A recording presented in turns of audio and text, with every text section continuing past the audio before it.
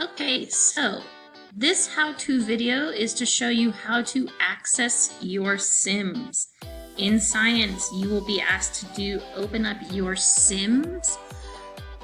Typically, most of you guys should be familiar with this. You could click into the lessons, but there is a much faster, easier way to do this. You're going to go up to this 3 lines here up on the top left. I like to call it the hamburger. And if you click on that, what you'll have is you'll see tools and you'll see science apps. So you want to make sure you're looking at the things underneath science apps. And if you notice down here, this is where all of the Sims are. So if I were in class to tell you to click on the find the metabolism sim, you would come to your 3 lines, click on it, come down to science apps, and then scroll until you find the metabolism sim.